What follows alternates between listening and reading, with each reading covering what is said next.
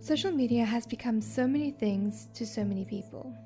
Some use it to advocate for social justice, educate people on climate change, discuss politics, and perhaps give groundbreaking information. However, majority of social media app users spend most of their time scrolling and consuming content with minimal engagement. The likelihood of a person engaging with a post is as low as 0.09% on Facebook, 1.6% on Instagram, and 0.048% on Twitter. Various studies have shown that spending too much time on social media can lead to poor sleep quality, lower self-esteem, and higher levels of anxiety and depression. With app users becoming younger, studies have found that it has a profound impact on children's mental health and development. For example, a study performed by the National Heart, Lung and Blood Institute found that approximately 40% of 9 and 10-year-old girls are already trying to lose weight. Don't get me wrong, social media isn't all bad. Online communities can provide support for teens who have an illness, are navigating their LGBTQ identity, or dealing with the experiences that might be isolating. The question is, how does it impact our brain? And what can we do about it?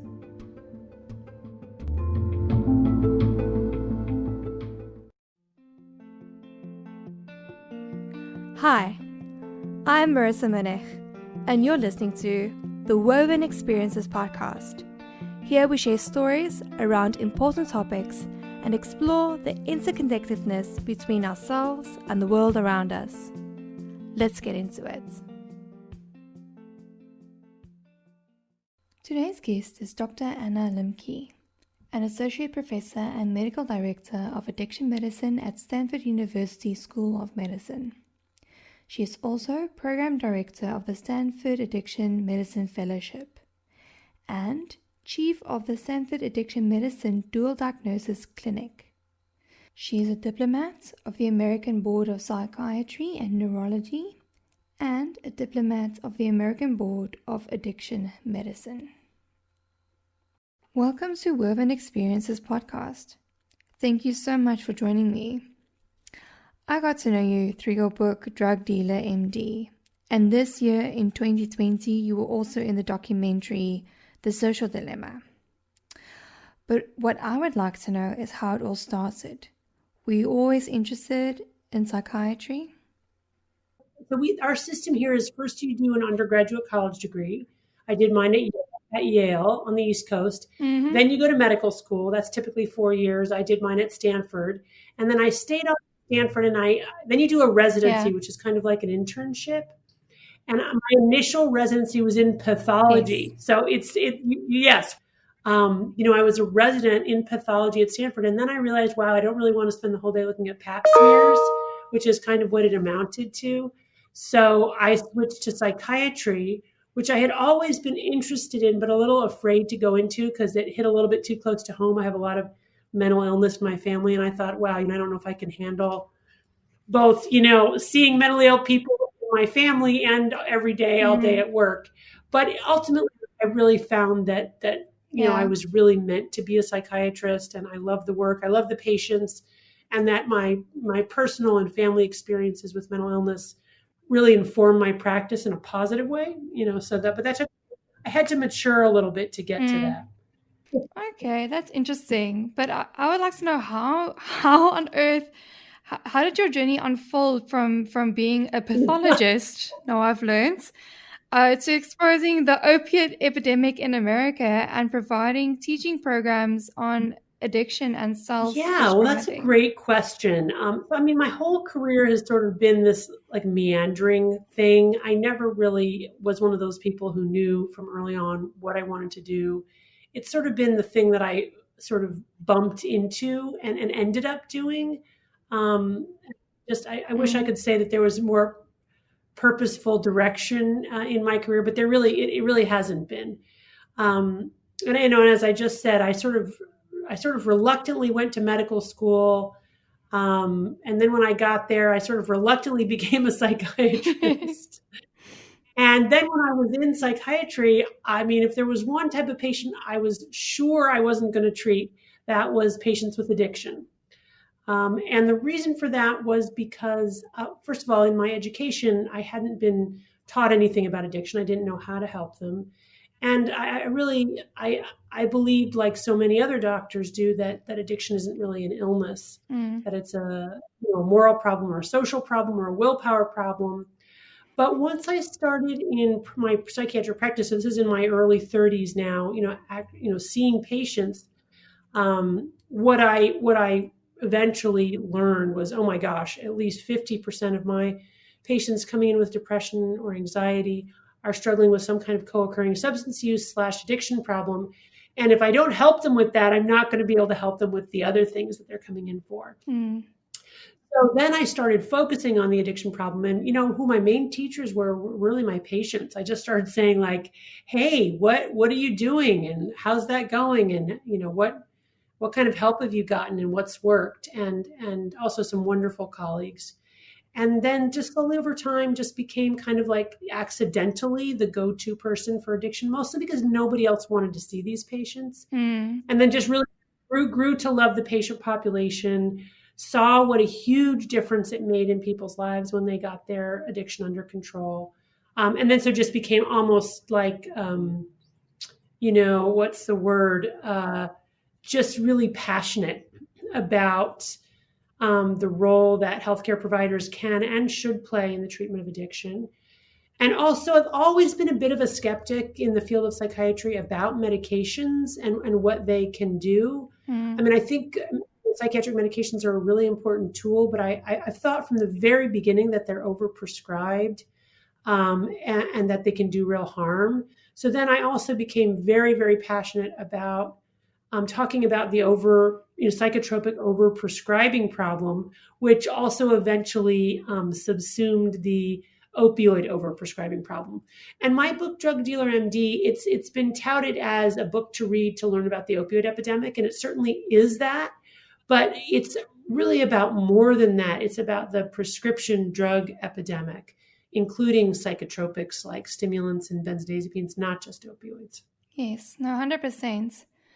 Now, moving from books about opioids and other stimulants to the documentary about social media, what do these have in common?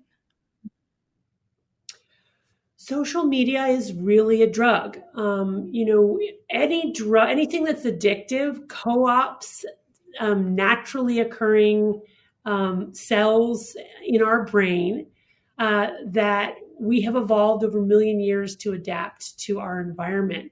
And what addictive drugs do is they deliver, a homologue or a very similar molecule to the one that our own bodies produce, but in a super potent form that obviates the need to do any work to get that chemical. So, for example, when we go out for a run, we release our own natural endorphins, and endorphins are our own endogenous opioids, or the opioids that our bodies make. When we take opioid pain pills, we essentially ingest the equivalent of our own naturally occurring endorphins, but in a much larger quantity and in a much more potent form. So we bypass all that work and get the immediate gratification, and that's why it's addictive. Social media does something similar. It essentially taps into our innate need to connect to others. I mean, we have evolved over millions and millions of years to be social animals. We're hive animals. Part of our sort of reproductive success is that we seek each other out. That makes us safer in the face of external threats. It also allows us to procreate. A lot of people think that language itself was derived from, our complex social hierarchies.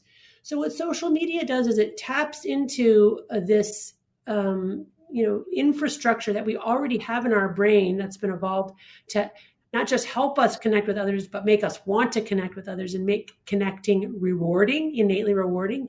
And then it delivers that in a super potent form that can potentially become addictive, among other problems. So there's a lot of similarity between, the way that we are vulnerable to social media and the way that we're vulnerable to other addictive drugs. But if it's as addictive as drugs, what long-term effects does the social media have on our adult brains?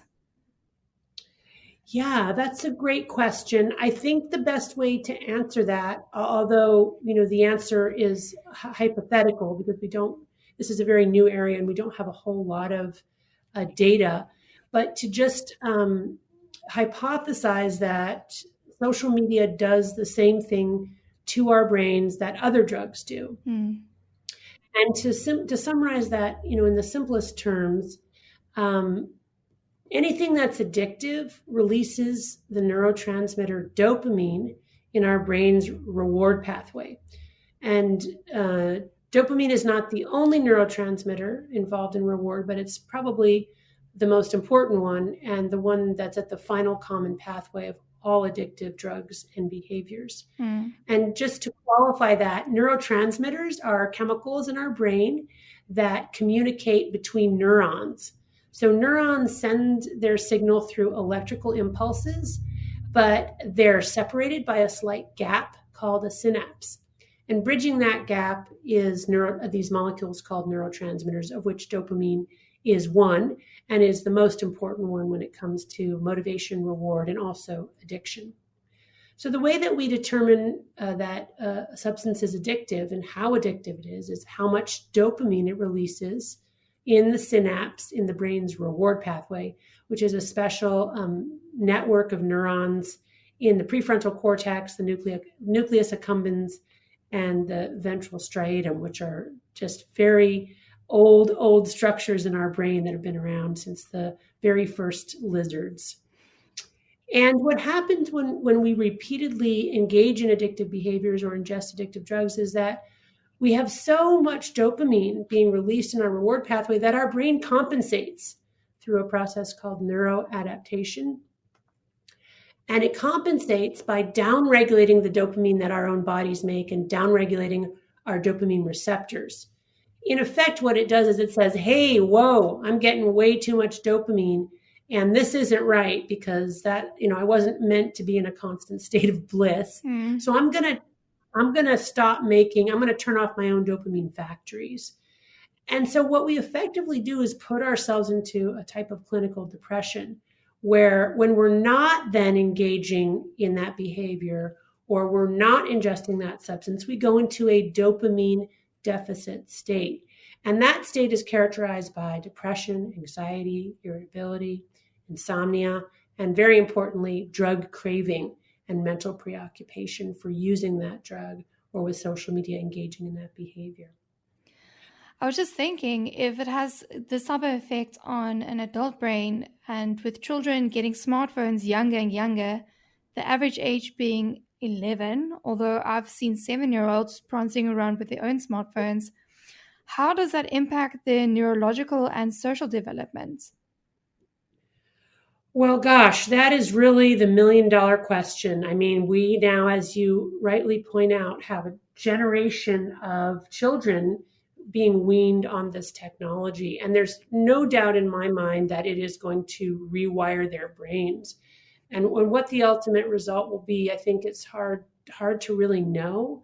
But certainly one of the sort of scary possibilities is that, their brains are being rewired in a way that sort of generates this kind of dopamine deficit state. It's also really worth pointing out that, when we're born, we have more neurons than we'll have in our whole life. And they're kind of pluripotent, which means that they're sort of up for anything, right? But as we go through our adolescent years, there's a process called pruning that goes on. Mm-hmm. And it's just like pruning a tree, cutting back branches. We slowly start to cut back the neurons that we don't use repeatedly. so that we're left by, late teens, a young adulthood with just that subset of neurons that we are presumably going to need for adult life. And then the final stage is, once those, most important neurons have been identified and pruned, then they're myelinated, which means that they're it's sort of like greasing the wheels. They're covered with something called the myelin sheath, which allows for more rapid conduction. So what that means is that teenagers who use addictive substances repeatedly of any sort, they're having a huge impact on their brain because they're essentially engaged in a kind of a learning that may be, to some extent, irreversible, because it's happening at this crucial time when the pruning of select neurons and the subsequent myelination of those neurons is occurring. Yes, and if that is happening, the pruning process that you've mentioned, and with social media not being fairly an isolated experience, engaging through a third party, whether that's Facebook or Instagram or whatever that might be, how does that actually affect their social development? Will they be able to pick up on body language or social cues? How does it reflect in relationships or coping skills? Yeah, so great questions. And I think the jury is really out. I always like to interject that there are many wonderful things about social media. And, the last thing that I would want to do is go on record saying that all social media is bad. I think it can be an absolutely fantastic way to create new relationships, especially for those who, by virtue of geography or disability or other constraint, don't have another way to get together in real life. They can also be a wonderful way to extend relationships that we already have in real life, and kind of, strengthen them and continue them through periods of isolation or separation. The pandemic being a perfect example of that. So I would never be one to say that it's all bad, but I do think it's really important to note that, again, there is this seedy underbelly, this dark side. And the dark side isn't just like strangers impersonating, children and entrapping people and, outright graft and corruption and grift. And it's not just that. There's also a much more subtle and insidious way that it can adversely affect mental health. And I want to mention two of those. One of those is the issue of self-identity and self-esteem. And the other is something that we refer to as resilience or distress tolerance. So, first, to talk about self-identity or self-esteem, we are naturally hierarchical, competitive beings. And it's part of our natural development to kind of compare what we're doing to what other people are doing. And to use that comparison as a way to kind of get a sense of where we stand in the hierarchy of things, or what our talents are, or what we're good at and what we're not good at, etc. But, prior to social media, a young person would compare themselves to their siblings or their neighbors or their classmates. But it was a finite number of people, and you could sort of pretty quickly assess where you were in that hierarchy and then kind of, create a self-identity. But what we have now is people comparing themselves to everyone in the world. And that can really lead to very low self-esteem and just kind of a sense of, not being good at anything, and a kind of a defeatist, helpless orientation toward the self, especially when, the images, both visual and written narrative images that people put online are very often not entirely valid, right? They're skewed in some way. The images are distorted to make people more beautiful. The narratives make them seem even smarter, so that you can really have, not only are you now comparing yourself to the whole world, but we're also comparing ourselves to like false, heightened, exaggerated levels of accomplishment and performance. So that's one really concerning phenomenon that we're seeing a lot in clinical care. The other one is something that we call resilience or distress tolerance, and that has to do with our ability to sort of tolerate, negative emotions, delay gratification, deal with sadness, deal with frustration in the process, especially of problem solving. And what we have, not just with social media, but with so many online interactions, is such immediate gratification, or just the ability to, let's say we're in a gaming world or in a chat context and we don't like what people are saying, or we're having an argument. You don't really have to work it out. You can just turn it off, right? You can just go to another site or change your identity and start over. Yeah. So we have a lot of concern that people today, and especially young people, aren't learning frustration tolerance and aren't really learning problem solving because they're so used to immediate gratification, or just a world in which, when things don't work out for them, they just sort of die and start over. And with them spending so much time on social media, can it distort their reality? And how does that happen? So social media can definitely distort reality, and it does that in a number of different ways. The primary way is that it creates an echo chamber in which people's likes and opinions and preferences are continually reinforced to keep them clicking. So the algorithms chase people. We're not just passive consumers of social media. Social media is on some level consuming us. It's pursuing us to keep engaged. And it's doing that by proffering up things that it knows we either like a lot and or have difficulty disengaging from. So it promotes addiction in that way, but it also promotes a distorted sense of reality, because we're not ever going to be challenged necessarily with opposing opinions. We're prone to find ourselves in an echo chamber where we mistakenly believe that everybody shares our preferences, likes and dislikes, and it also drives this kind of narcissistic self-absorption, where people then begin to get their entire identity and meaning from how much people like them or how many followers they have, even when like in real life, like there's nothing there. I mean, those followers aren't going to come and help you if you get sick, or you end up homeless, or you run out of money. So it's very illusory, but people really, it's so easy to get stuck in that world because it's so gratifying.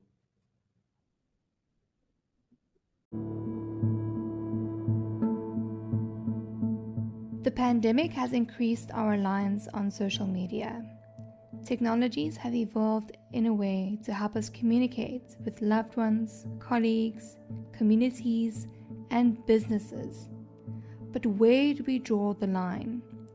How can we take care of our mental health and still use social media responsibly?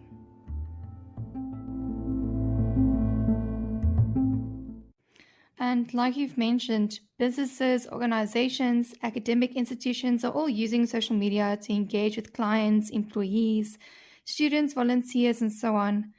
And now with COVID-19, these platforms have become a primary source of engagement with friends and family as well. How do you navigate that balance? Yeah, no. So it's great. So my book coming out next year actually has in its title the word balance. It's called Dopamine Nation: Finding Balance in the Age of Indulgence.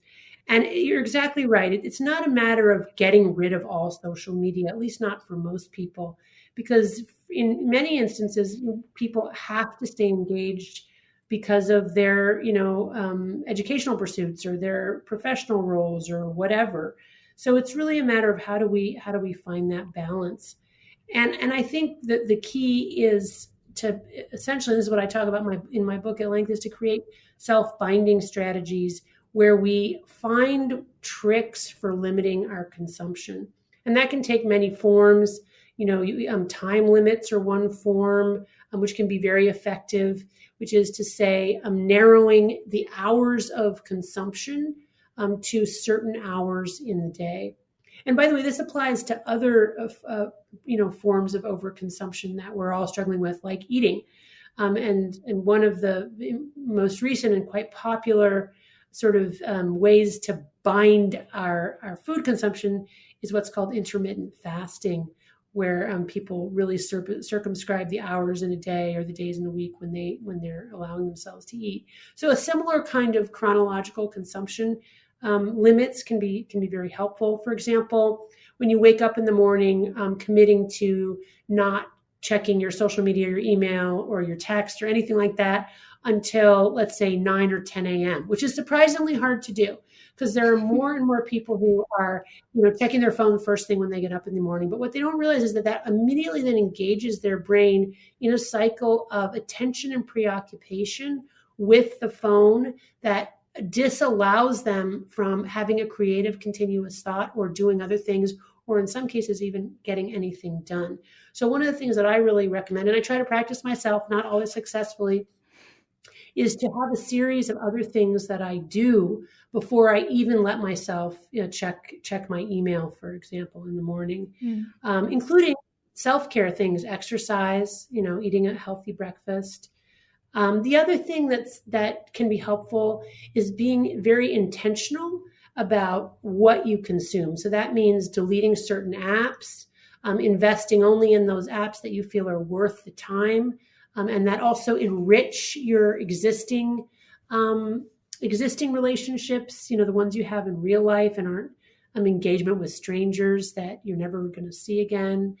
So I think that's important. We don't often talk about values today in general, or even values when we think about using technology, but I think it's really essential to make sure that we're consuming technology in a way that's consistent with our goals and our values.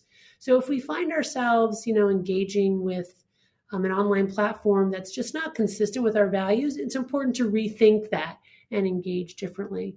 So the other thing that I'll do, just a little trick, is that I'll often make a to-do list of what I want to accomplish on my computer before I actually open the computer. And that can be extremely helpful for me to prevent myself like going down a rabbit hole of something that I hadn't planned to do. So lots of little tricks like that. Yeah, and I'm just thinking about everyone who has that reflex when, we all have our phones on silent, and then it's just this buzz in the room, and you kind of catch yourself, reacting. And how do you stop yourself from reacting to media notifications in general? That kind of self-control. Well, one easy fix is just turn off notifications, and I think that's really the best solution, because what happens every time we get a notification, we're like Pavlov's dogs who heard the bell. We get a little release of dopamine, anticipating that it might be something good, or even that it might be something really, really bad. And we know that stress can release dopamine as well. It's kind of paradoxical, but it does. And then that little mini release of dopamine is followed by craving. And that craving is about, I need to check that. I need to check that. I need to check that. So if you eliminate the bell, if Pavlov's dog didn't hear the bell, Pavlov's dog wouldn't salivate for the slab of meat. We're pretty much like animals. So if we don't hear the bell, we're not gonna know that something came in. And again, then we consolidate the time that we spend, let's say, checking email or answering text, to a specific time of day, when then we're focused on it. We go through all of them, and then we put it aside again. So that's one thing, that I think really is probably the best solution to that. But it is really fascinating to think about how much of our mental real estate is tethered in a very real way to our phones. We always know where they are. On some level, we're always sort of paying attention to them. And I find that really fascinating when you think about, wow, what did we used to pay attention to before we paid attention to our phones? Like, what were we tethered to? And I think, it's probably different in every person, but many of us were a lot more tethered to our immediate surroundings, to the other people. Where's this other person? Or, where in the house is this other person? or even like to a higher power and a spiritual pathway, thinking about God or contemplating God. What does God want for me in this moment? Taking a moment of prayer. And so I do almost think that we like almost worship our phones the way we used to, put aside time and energy to think about, um, what God might want for us. And that's like a little bit scary.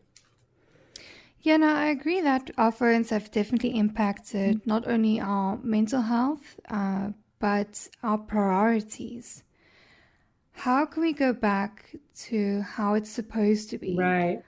What is a dopamine detox? Is that a way we might be able to do that?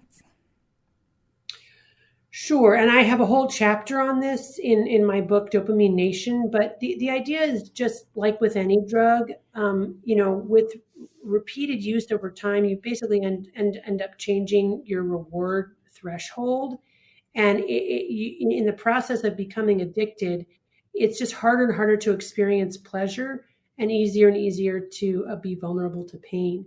So in order to reset those reward pathways and make us more able to be just able to experience other less potent everyday pleasures in life, it's important to do a dopamine detox, which is to say that you avoid those behaviors and or substances that are highly addictive for a period of time. It usually involves a period of at least days to weeks of painful withdrawal. And the universal symptoms of withdrawal are irritability, anxiety, insomnia, and dysphoria, but followed by a resetting of that pleasure pain balance, where then it's much easier to just kind of enjoy a time with friends, or enjoy a sunset, or a good meal, where we're less kind of caught up in that world of everything being just so shiny and wonderful and a million likes and a million followers, which is really it's amazingly how insidious it is, how when we're in it and like actively participating and consuming, we don't really see the downsides.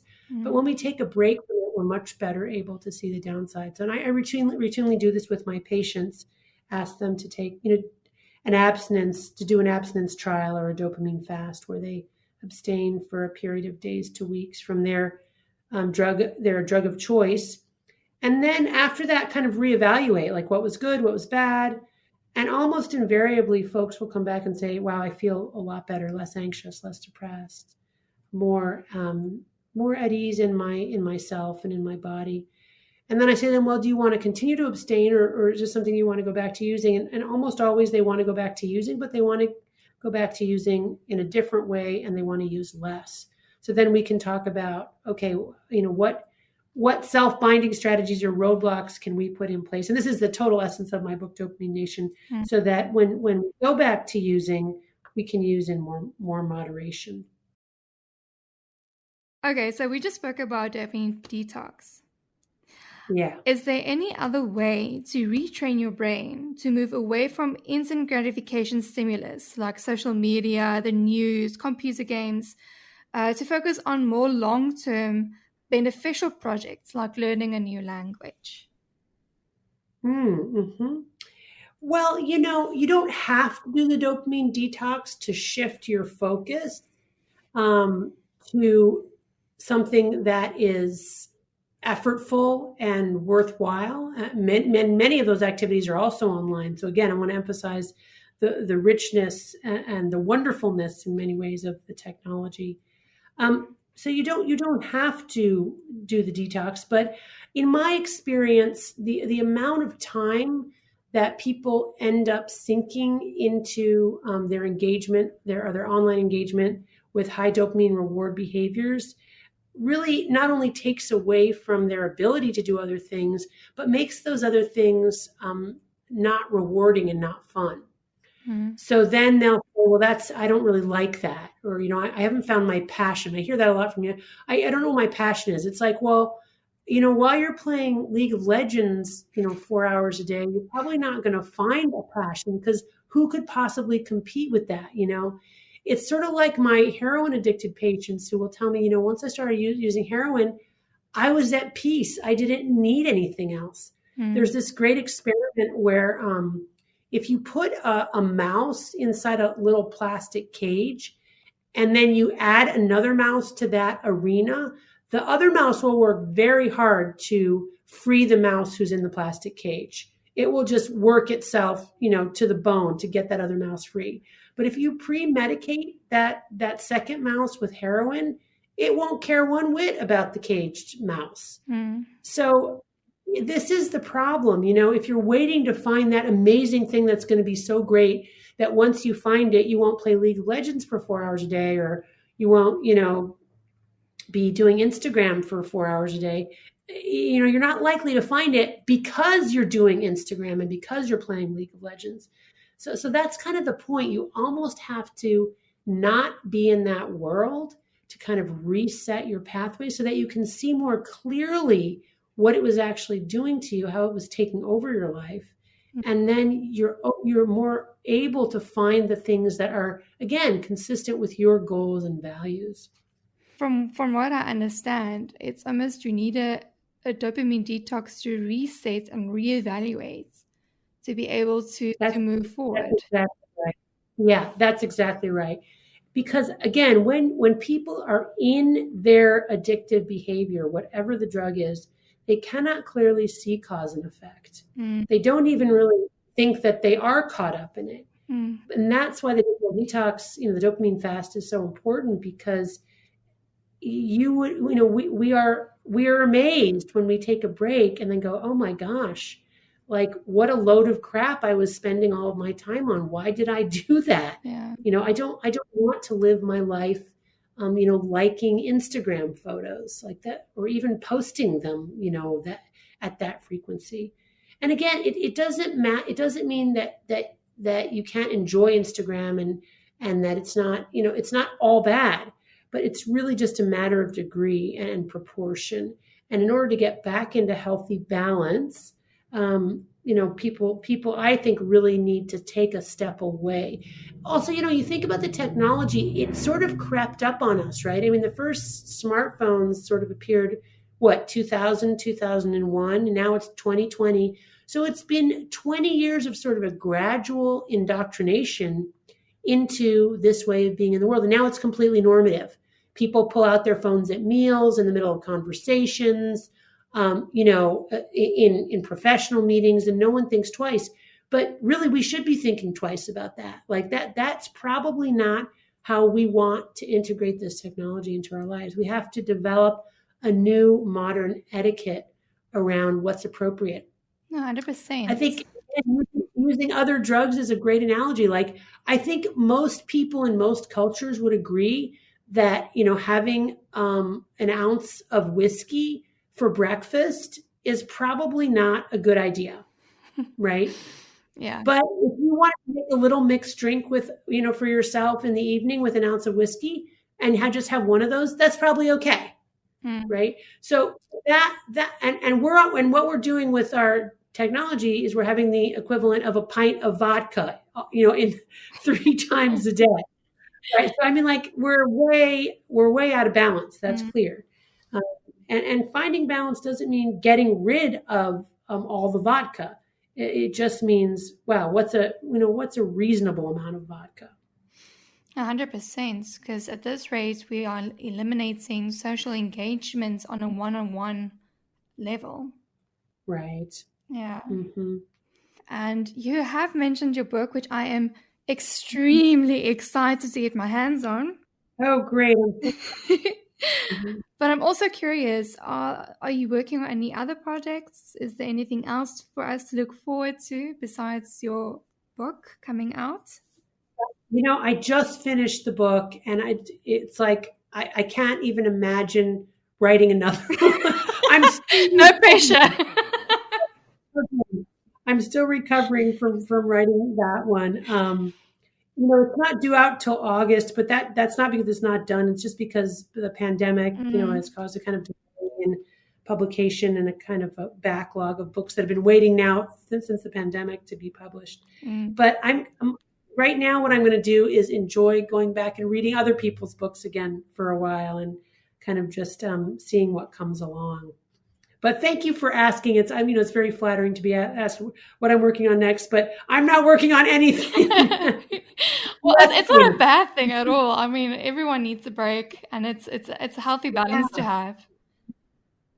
Yeah, I really do need a break. Like I need to have that downtime where I don't have a lot of stimulation from outside, and I have alone time, and I just kind of rest and sort of restore.